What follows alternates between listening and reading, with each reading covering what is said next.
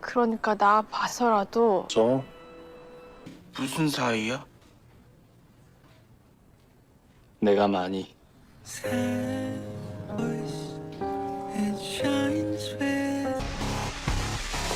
어떡해. 간만에 우리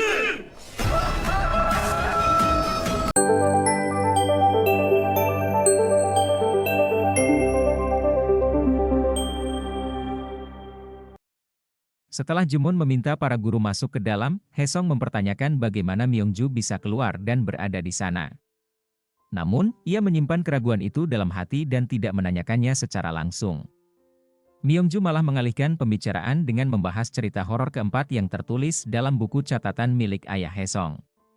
Sedikit demi sedikit, Myungju mulai memahami rahasia yang tersembunyi di balik cerita tersebut.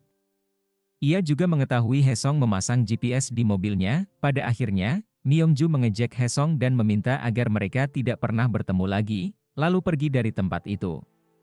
Di sisi lain, Sua menemui wakil kepala sekolah, Pak Baek, untuk memprotes keputusan yang mengeluarkan Haesong dari sekolah.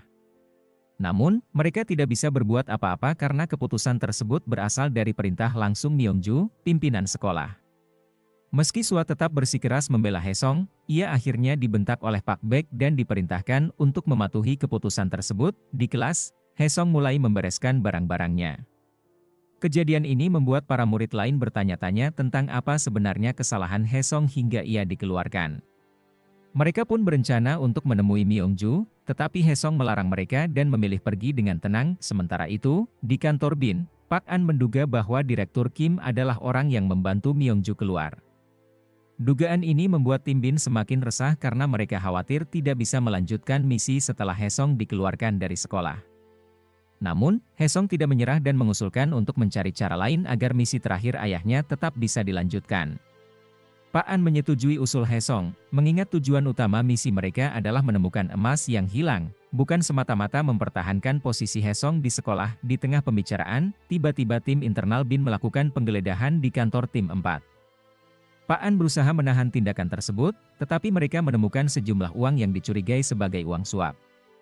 Akibatnya, tim internal membawa Pak An untuk diperiksa lebih lanjut. Tak lama setelah itu, Haesong menerima telepon dari Myungju. Ternyata, Myungju adalah dalang di balik penggeledahan tersebut. Dalam percakapan itu, Myungju menyindir Haesong dengan mengatakan bahwa tindakan tersebut adalah hadiah untuknya. Ketika Haesong berusaha tetap tenang, Myungju justru mengancam bahwa Sua akan menjadi target berikutnya. Ia memperingatkan Haesong agar tidak bertindak lebih jauh jika tidak ingin hal yang lebih buruk terjadi. Merasa bingung dan frustrasi, Haesong akhirnya pergi ke kedai makanan, tempat ia bertemu dengan Sua. Di sana, Haesong menceritakan semua kejadian yang terjadi dan memperingatkan Sua tentang ancaman Myungju. Haesong bahkan mengungkapkan keinginannya untuk berhenti agar tidak membahayakan Sua. Namun, Sua memukul pundak Haesong dan menegaskan bahwa ia tidak akan menyerah karena takut. Ia meyakinkan Haesong untuk tidak khawatir karena dirinya akan baik-baik saja dan tetap mendukung Haesong sampai akhir. Ketika Haesong bertanya apakah Sua tidak takut, Sua mengakui bahwa ia memang takut. Namun, ia tidak rela jika Myungju berhasil mendapatkan emas batangan itu dan menghancurkan mimpi anak-anak. Perkataan Sua membuat Haesong tersenyum, dan mereka pun bersulang. Di rumah, Haesong mendapat telepon dari Pak An yang mengabarkan bahwa tim mereka telah dibubarkan. Haesong merasa bersalah karena kejadian ini terjadi akibat tindakannya. Namun, Pak An meminta Haesong untuk tidak berkecil hati. Di luar dugaan, Haesong menyatakan bahwa ia ingin melanjutkan misi tersebut dan meminta Pak An untuk mengumpulkan tim keesokan harinya. Semangat Haesong kembali membakar semangat tim untuk melanjutkan misi mereka. Di tempat lain, Myungju bertemu dengan Direktur Kim.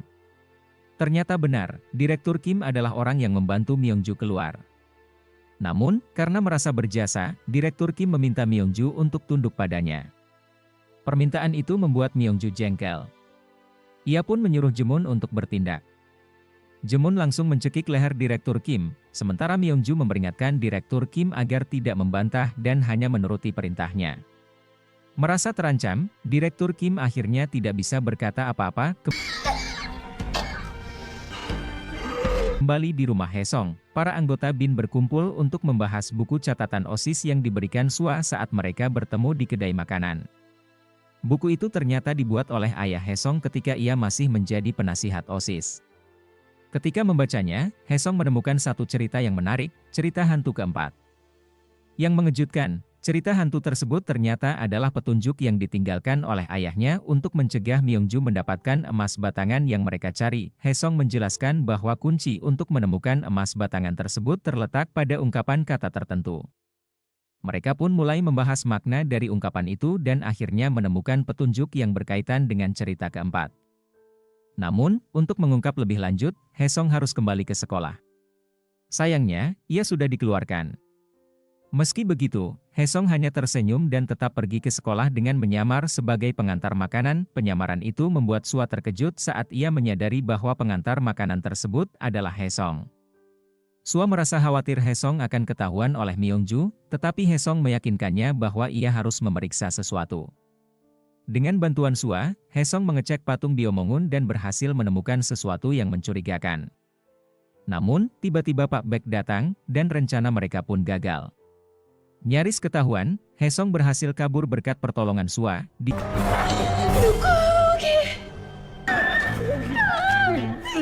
Di sisi lain, Myongju mendapat laporan dari Pak Baek bahwa malam sebelumnya, Sua terlihat berbicara dengan seorang pengantar makanan di depan patung.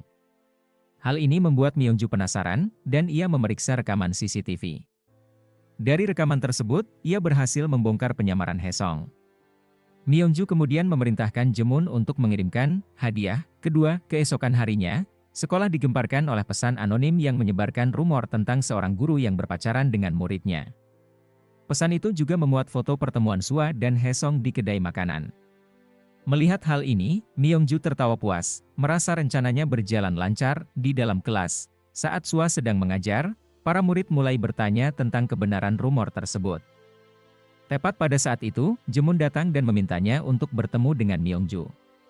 Sua menolak karena sedang mengajar, tetapi Jemun malah mengungkapkan bahwa Sua sudah tidak perlu lagi mengajar, yang membuat para murid kaget mengetahui bahwa Sua telah dipecat. Mendadak, Haesong muncul di kelas dan menolong Sua, membuat Jemun akhirnya pergi. 근데 그만 Di depan kelas, Haesong membuat pengumuman bahwa foto yang beredar memang asli, lalu mengungkapkan usia yang sebenarnya, yang membuat murid-murid terkejut. Jemun segera melaporkan kejadian ini kepada Myongju, yang juga tak kalah kaget. Seorang murid kemudian bertanya kepada Haesong mengapa ia berbohong tentang usianya.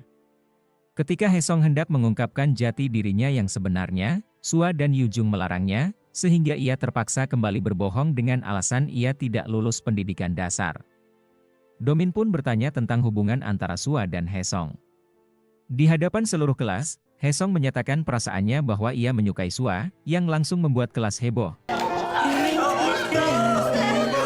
Tak lama kemudian, Myongju muncul dan mengajak Haesong berbicara empat mata.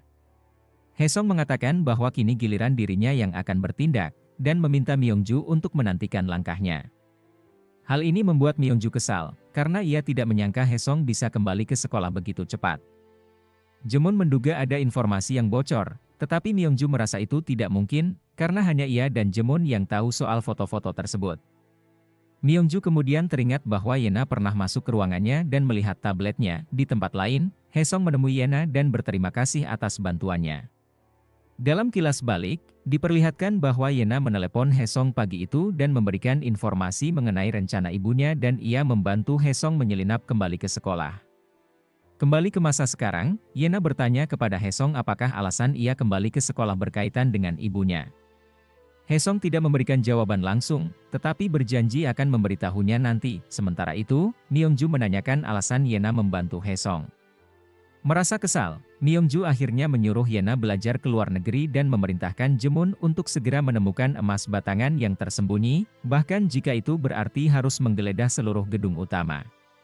Myongju tidak ingin Haesong menemukannya terlebih dahulu. Saat sedang berkumpul dengan para anggota BIN di kedai Sua, Haesong menyarankan agar mereka segera menemukan emas batangan itu malam ini. Jika tidak, Myongju mungkin akan menemukannya lebih dulu. Namun, mereka semua kebingungan bagaimana cara mencapainya karena menghadapi berbagai keterbatasan. Dengan senyum santai, Haesong mengusulkan agar mereka melakukan serangan langsung di tempat lain. Myongju menerima pesan yang memberitahukan bahwa patung dada Beongmun telah selesai diperbaiki. Hal ini membuat Myongju mendadak tersadar dan mulai memahami teka-teki yang selama ini belum terpecahkan. Kembali ke kedai Sua, ibunya menawarkan bantuan untuk misi tersebut. Fakta mengejutkan pun terungkap, ternyata ibu Sua adalah mantan kepala geng. Semua anggota BIN, termasuk Sua, terkejut mendengar kebenaran ini. Mereka akhirnya bersiap untuk menjalankan misi di malam hari. Sementara itu, Myongju menelepon Jemun untuk membahas keberadaan emas yang diduga tersembunyi di bawah patung dada Beongmun.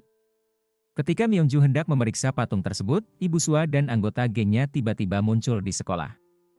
Melihat situasi semakin genting, Myongju tiba di sekolah dan bertemu dengan Haesong.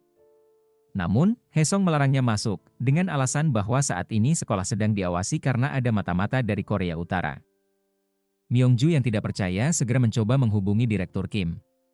Untungnya, Miju berhasil menyabotase panggilan tersebut dengan mengambil telepon Direktur Kim saat ia sedang bermain golf. Sehingga Myongju terpaksa menunggu di luar. Haesong kemudian berjanji kepada Pak An bahwa ia akan menemukan emas itu malam ini. Ia masuk ke dalam sekolah dan mulai memecahkan teka-teki yang berhubungan dengan kisah hantu di tempat tersebut. Setelah memutar patung dada Beongmun, tiba-tiba muncul sebuah ruangan bawah tanah yang tersembunyi. Haesong pun membuka pintu ruangan itu dan masuk ke dalam. Namun, yang ia temukan di sana bukanlah emas, melainkan sesuatu yang jauh lebih mengejutkan, tumpukan tulang belulang dan sebuah tengkorak. Setelah menyelidiki lebih lanjut, Haesong menyadari bahwa itu adalah sisa-sisa jasad ayahnya yang selama ini ia cari.